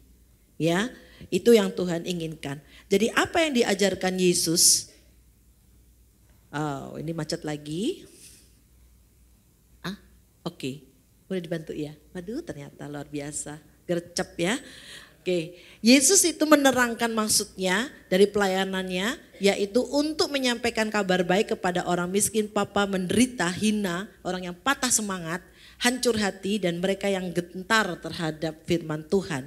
Artinya kita memberitakan kabar baik itu kepada orang-orang yang membutuhkan, orang-orang yang sedang patah semangatnya, saudara. Jadi saudara, kebutuhan mereka adalah dimotivasi, kebutuhan mereka untuk dibangkitkan, kebutuhan mereka mungkin cuma untuk ditepuk punggungnya, untuk ditepuk bahunya, untuk dikasih senyum yang manis sama asyir pada saat datang, bilang shalom, selamat datang. Dia merasa diterima di keluarga besar, Rock Sumbawa. Oke, saudara lihat, hal kecil, hal sepele yang bisa, salah satunya cuma kecil sepele, tapi itu berarti buat orang-orang yang sedang patah semangat. Saudara lihat ya, untuk menyembuhkan mereka yang memar, tertindas, penyembuhan itu meliputi baik itu segenap pribadi ya, jasmani rohani tadi. Apalagi kalau sakit secara fisik, udah pasti saudara ya, didoakan itu luar biasa banget. Saya mengalami saudara ya, banyak hal yang Tuhan benar-benar doa dari teman-teman itu luar biasa banget. Saya melihat bagaimana suami saya itu kadar pH di dalam darahnya waktu di ICU tuh saudara ya, harus mencapai 7,52 atau 54 supaya dibuka ininya, apa namanya, dia kan sedang dipasang selang untuk nafas. Tidak bisa dibuka kalau kadar darahnya tidak, pH di dalam darahnya tidak sampai 7,52 atau 54 tadi. Bayangin, hari-hari menjelang harus dibuka itu saudara, itu 749, 748, 750. Teman-teman berdoa untuk 0, sekian saudara. Dan Tuhan dengar. Saya masih bilang Tuhan tuh luar biasa, ajaib, dahsyat mendengar doa. Walaupun ending dari story-nya saya kehilangan suami saya, tapi itu bagian dari rencana Tuhan. Ya. Tapi dalam perjalanan 17 hari itu saya masih melihat tangan Tuhan yang perkasa bekerja dengan dahsyat. Saya melihat bahwa doa orang benar itu besar, kuasanya itu benar. Setiap hari saya update di grup. Ini Bu Yulia saksi mata. Beliau sempat mengunjungi suami saya juga. Gimana teman-teman berdoa? Gimana mereka benar-benar berseru ke hadapan Tuhan? Saya percaya saudara, pada saat kita di dalam kesesakan, yang terbaik adalah pada saat orang lain, teman-teman kita, komunitas kita mendukung di dalam doa. Ya, mencelikkan mata rohani mereka yang buta, yang dibutakan oleh dunia. Dunia itu banyak saudara, yang di tangan saudara, yang di genggaman saudara itu loh. Setiap pagi bangun tidur udah scroll. Itu membutakan kita. Masyarakat Indonesia 62 ini, masyarakat 62 ini gak pinter saudara untuk bisa membedakan mana yang hoax, mana yang tidak. Kami gak pinter, semua di scroll, semua ditelan. Bahaya banget. Ya, kita harus peka saudara, mana yang bisa kita konsumsi, mana yang enggak. Oke, mungkin kalau puasa Daniel, di sini ada yang ikut puasa Daniel kan? Ikut semua? Wah, ada yang pengakuan, terima kasih Pak. Rupanya puasa Daniel lebih berat ya daripada puasa biasa ya. Oke, kalau saudara nanti puasa Daniel, saya sarankan puasanya puasa media sosial. Pasti lebih berat. Oke, waktu saya cepet ini ya. Nah, oh boleh ya lambat-lambat ya, nambah boleh ya Pak? Oh boleh nambah. Saya dapat approval loh, boleh nambah. Oke. Praktek gereja awal. Saudara kalau baca di Kisah Para Rasul 2 ayat 44 sampai 45 dikatakan, dan semua orang telah menjadi percaya tetap bersatu, segala kepunyaan mereka adalah kepunyaan bersama. Selalu ada dari mereka yang menjual harta miliknya lalu membagi-bagikannya kepada semua orang sesuai dengan keperluan masing-masing. Di sini contoh ya yang Alkitab berikan, di mana mereka punya kesatuan hati untuk boleh berbagi. Saya nggak suruh saudara kumpul harta langsung dijual, dibagi-bagi, tidak, tapi Tetapi di sini yang kita mau lihat adalah ada sebuah kesatuan hati pada saat melakukan menolong orang banyak. Suami istri tolong please satu hati. Jangan sampai kau menolong orang lain yang terjadi berantakan kita punya rumah tangga. Ribut kita. Ya, makanya kenapa Bapak Ibu kalau saya berdoa kepada Tuhan, saya lagi berdoa untuk mantu ya Bapak Ibu ya. Karena anak saya belum mau pacaran, jadi saya berdoa banget Tuhan kirim ya buat anak saya. Anak saya laki-laki loh ya, oh saya boleh nanti gak ada foto anak saya untuk promosi. Tingginya lumayan ya, cukup tinggi. Dan sudah bekerja ya, nah itu saya promosi nih. Saya berdoanya cari mantu, saya selalu bilang sama Tuhan.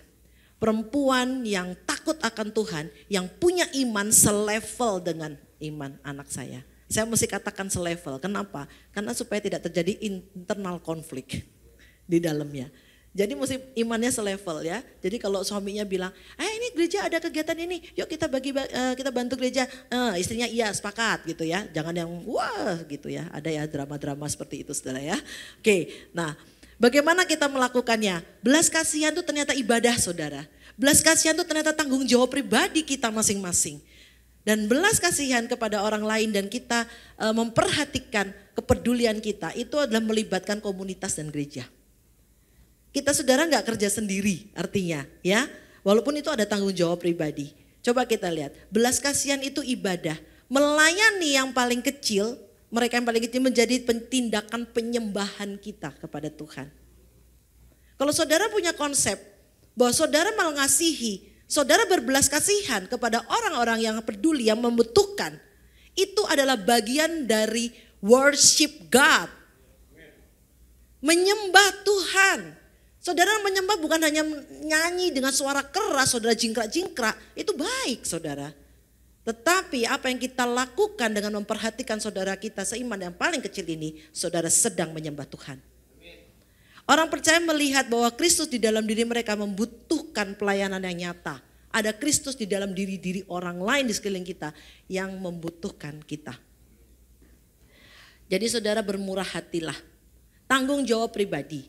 Setiap orang dipanggil untuk dapat memenuhi ketanggung jawab kebutuhan orang-orang yang terpinggirkan. Bahkan tindakan kecil sekalipun memberikan dampak.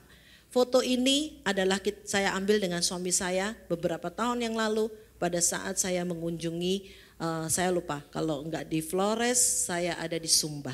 Pada waktu itu kami pergi ke pasar. Saya paling suka dengan suami saya kalau pergi ke daerah itu pergi ke pasar tradisional. Nah pada saat saya pergi ke pasar tradisional, kami berdua digerakkan oleh Tuhan untuk memberi hadiah kepada seorang gadis. Kami nggak tahu hadiah itu isinya apa, saya serahkan kepada anak ini. Ternyata anak ini sedang ingin memiliki baju baru.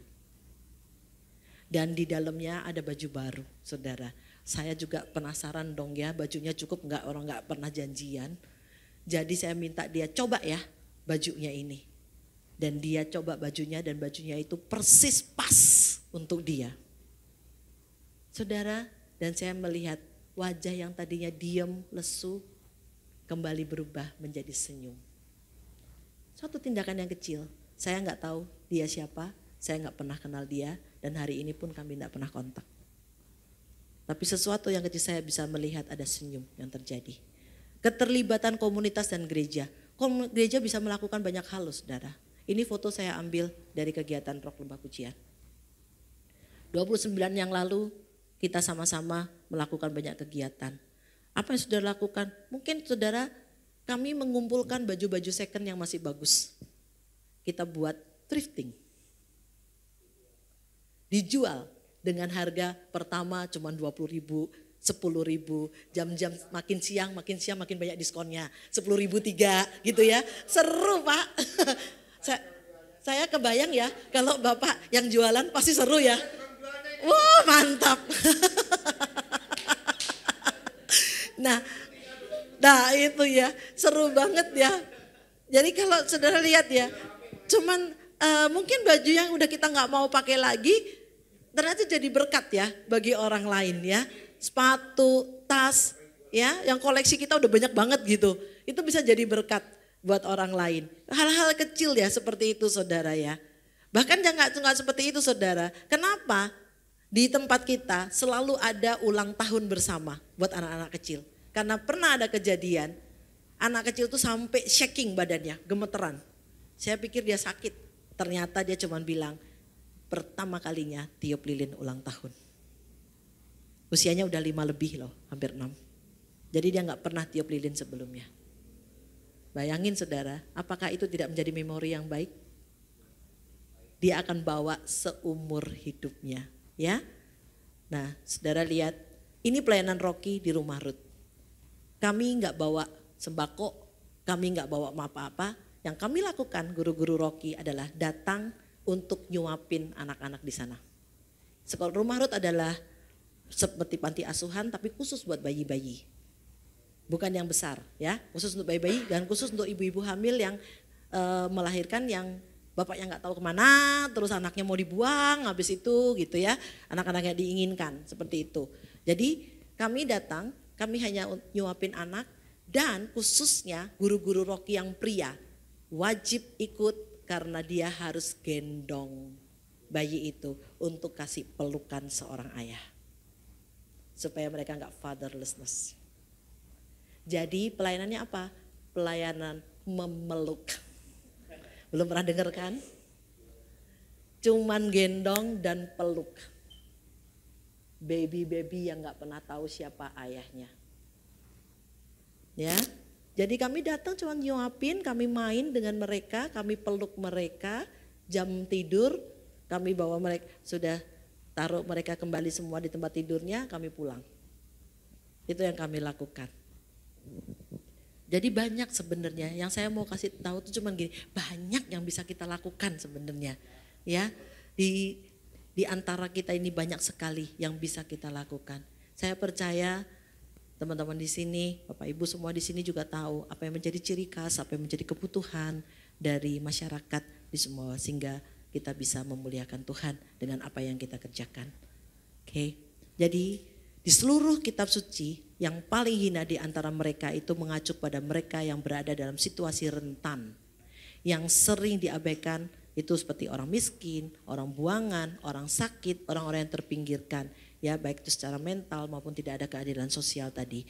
Matius 25 ayat 40 itu mengkristalkan pada kita, itu ayat pertama yang kita baca tadi, bahwa tindakan kebaikan terhadap mereka sama dengan tindakan kebaikan terhadap Kristus sendiri. Jadi apa yang kita lakukan untuk mereka itu juga kita lakukan untuk Kristus. Prinsip ini berakar pada hukum perjanjian lama dan tradisi kenabian, diperkuat dengan pelayanan Yesus sendiri yang dicatat di dalam perjanjian baru, bahwa dipraktekkan oleh gereja mula-mula, dikonfirmasi dengan bukti sejarah yang menyajikan panggilan yang berkelanjutan untuk menunjukkan belas kasihan, kasih sayang dan dukungan praktis, artinya bertindak. Ya, kita harus bertindak.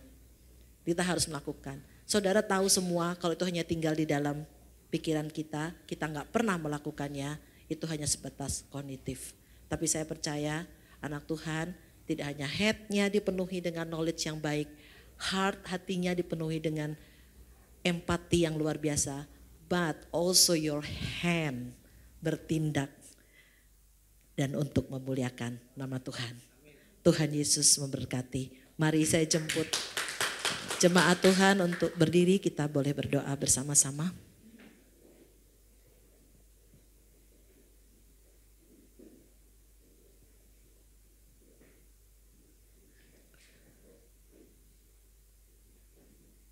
Bapa, kami mengucap syukur terima kasih untuk kebenaran firman-Mu pada siang hari ini Tuhan.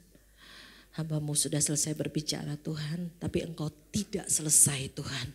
Engkau terus Tuhan berproses bersama-sama dengan jemaat-Mu di Rock Sumbawa ini Tuhan. Banyak hati-hati yang bergetar saat ini Tuhan. Mereka rindu melakukan hal yang memuliakan nama-Mu Tuhan. Tuhan, untuk itu Engkau memberikan hikmat bagi jemaat-Mu Tuhan. Untuk mereka boleh melangkah lebih jauh lagi bersama Engkau Tuhan. Bahkan hal-hal yang tidak pernah mereka pikirkan sebelumnya. Tuhan tolong, Tuhan pimpin agar mereka menjadi generasi Tuhan, menjadi bangsa yang memuliakan nama-Mu. Dan membawa Tuhan, kemuliaan Tuhan sehingga masyarakat di sekitar kota ini Tuhan semakin dicelikan. mereka semakin merasakan kasih Kristus yang sejati. Dan mereka dituai Tuhan, mereka boleh Tuhan dimenangkan bagi Engkau Tuhan. Melalui apa yang akan kami lakukan dan apa yang sudah kami lakukan Tuhan. Terima kasih, kami mengucap syukur dan kami percaya Tuhan, Engkau terus berbicara, Engkau terus mendidik kami. Engkau terus Tuhan mengajar kepada setiap kami Tuhan untuk merespon, untuk peka Tuhan terhadap Engkau Tuhan. Untuk peduli di sekeliling kami sekalipun kondisi kami tidak baik-baik saja Tuhan. Tapi ajar kami untuk tidak tumpul Tuhan mata hati kami Tuhan. Ajar kami lebih peka Tuhan, ajar kami lebih mengerti apa yang Tuhan inginkan. Beri kepada kami mata seperti mata-Mu Tuhan. Beri kepada kami hati seperti hati-Mu Tuhan. Yang mau Tuhan untuk menjangkau lebih banyak lagi jiwa untuk kemuliaan nama-Mu. Kami mengucap syukur untuk kebaikan-Mu Tuhan. Kalau Engkau sudah mati bagi kami, Engkau sudah menebus kami, Engkau sudah memberikan kami Tuhan kesempatan untuk hidup yang baru. Terima kasih ya Bapa. Dalam nama Yesus kami berdoa. Amin.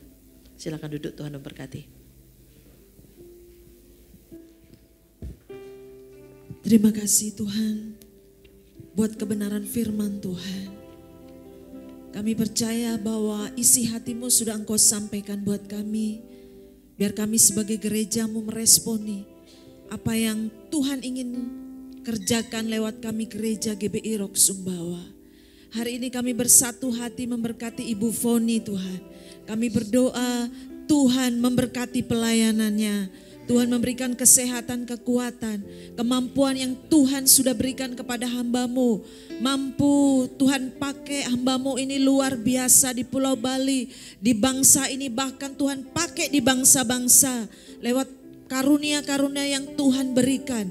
Melalui sekolah yang ada lewat MPK, kami percaya ada banyak jiwa-jiwa yang dimenangkan, diselamatkan lewat pelayanannya. Terima kasih Bapak. Kami bersyukur kekuatan Tuhan terus mengalir atas hamba-Mu.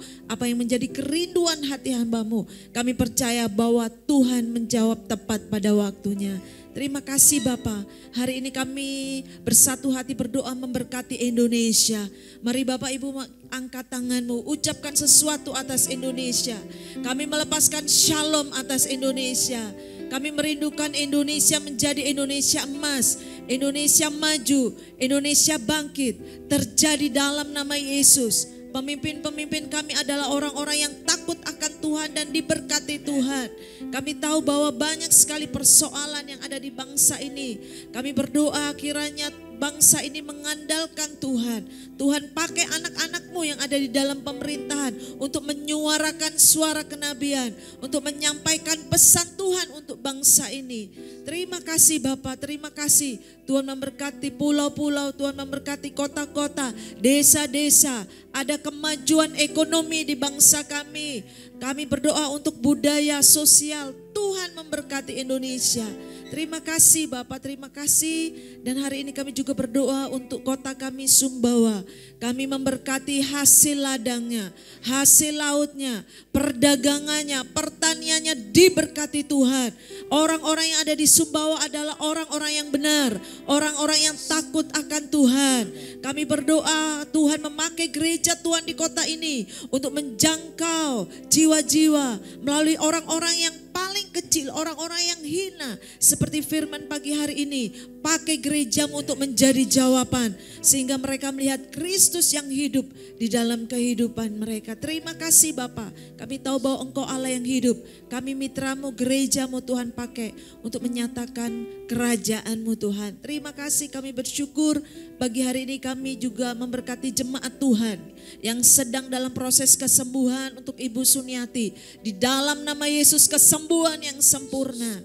Untuk jemaat-jemaat lansia yang dalam keadaan lemah tubuh, kami berdoa Tuhan memberi kesembuhan, kekuatan. Untuk jemaat-jemaat yang sakit, Ibu Minglang, kami percaya bahwa Tuhan memberi kesembuhan yang sempurna dalam nama Yesus. Jemaat-jemaat yang kami tidak bisa sebutkan satu persatu, Engkau lawat pagi hari ini.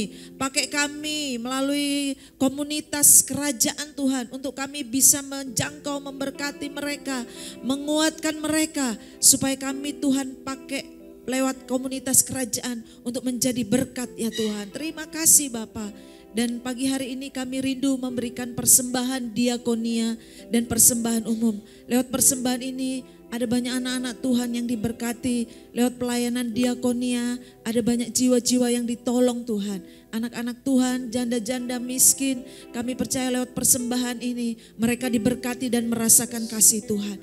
Kami mau memberi dengan hati yang penuh ucapan syukur Tuhan. Hanya di dalam nama Tuhan Yesus kami berdoa. Haleluya. Amin. Shalom warga kerajaan, kembali lagi di Rock News minggu ini.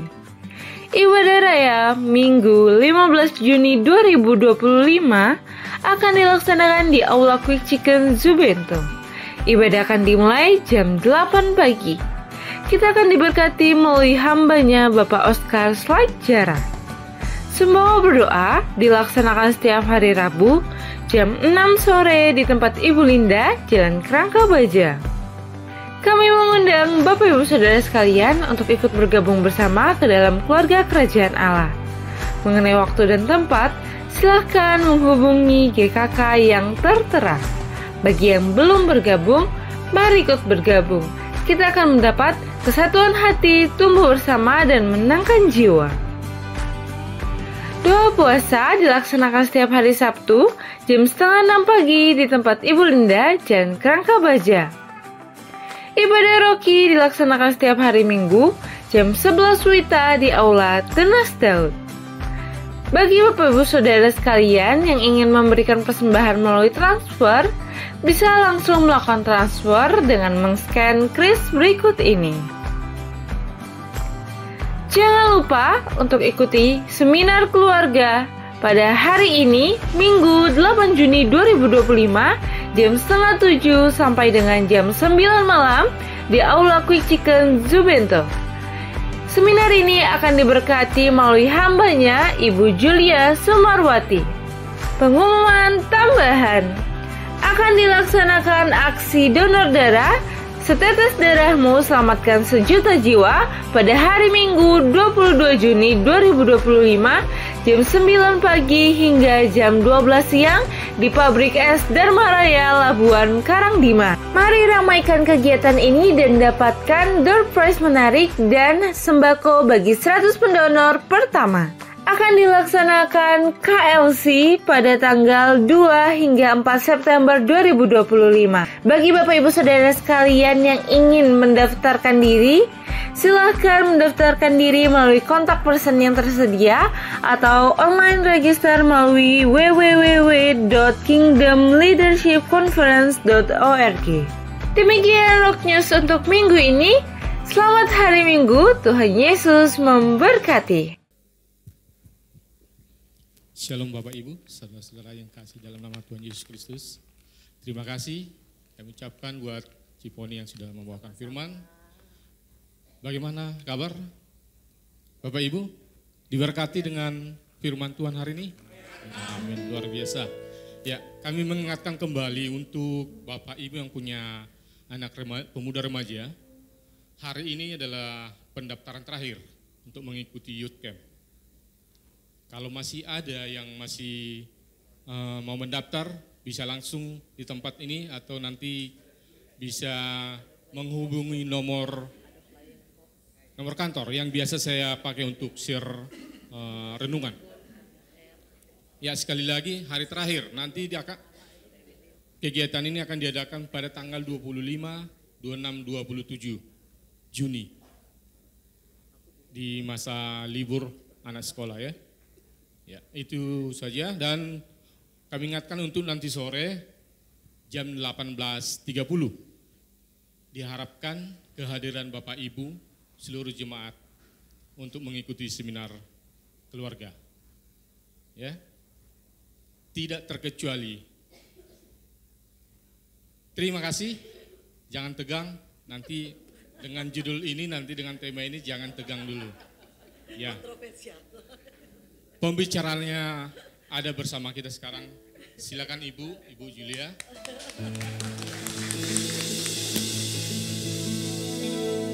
Nanti di tempat ini. Sekali lagi di tempat ini ya, Bapak Ibu. Terima kasih. Iya, bawa istri. Kalau saya kan enggak, istri siapa yang saya bawa, enggak usah. Jangan yang lain. Ya, itu saja. Buat yang belum punya istri, yang tidak punya istri juga sekarang ini, boleh hadir. Siapa? Biar saya ada temannya. Ya, terima kasih. Sebelum ditutup berkat Tuhan, doa berkat hari ini, saya kembalikan Pak Oscar. Mari jemaat Tuhan kita bangkit berdiri, kita bersyukur buat pagi hari ini. Oh, praise the name of the Lord our God.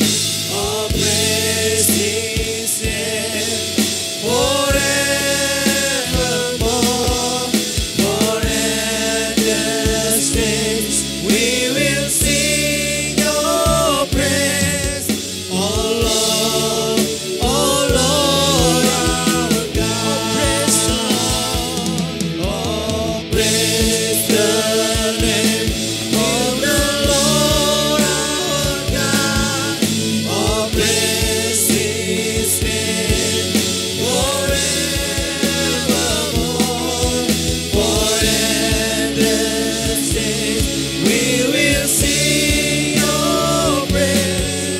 Oh Lord, praise the Lord. Oh, praise the name of the Lord our God. Oh, praise His name forevermore.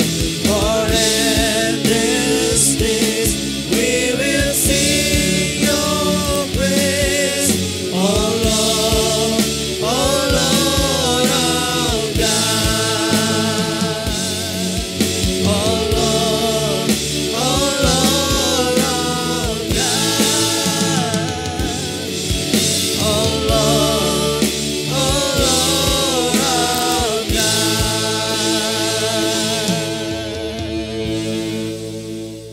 Kekasih-kekasih Tuhan, angkatlah kedua tanganmu dan terimalah berkat daripada Bapa, Putra, dan Roh Kudus di dalam nama Tuhan Yesus. Tuhan memberikan kita mata seperti matanya yang mampu melihat apa yang sudah Tuhan persiapkan. Panen-panen yang sudah Tuhan siapkan untuk kita tuai. Dan Tuhan juga memberikan kita hati seperti hatinya yang melayani, berkorban, mengasihi seperti Tuhan mengasihi kita. Dan terimalah semuanya itu dalam nama Bapa, Putra, dalam Bapa, Putra, dan Roh Kudus dalam nama Tuhan Yesus Kristus. Bagi Bapak Ibu Saudara yang percaya menerimanya, katakan Amin. Tuhan Yesus